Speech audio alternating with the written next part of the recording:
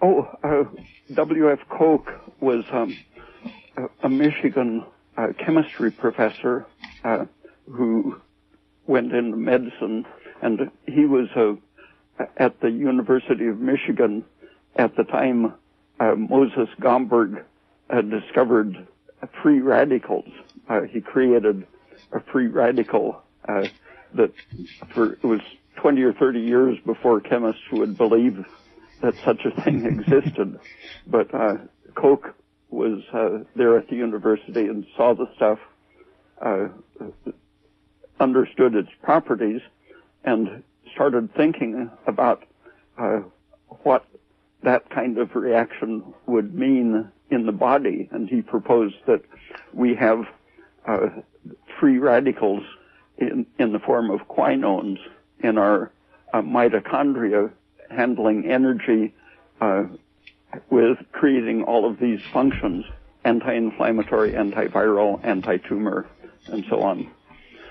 And he created a whole range of substances, some more powerful than others, and began giving them to cancer patients and allergy patients and even infected cows. There was a study in California in which they cured various animal diseases with his so-called anti-cancer reagent.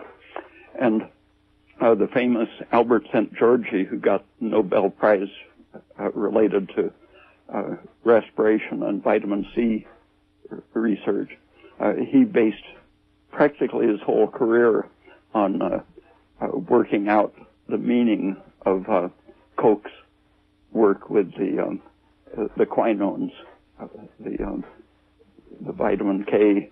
Ubiquinone is the substance that came much later to be discovered in the mitochondria.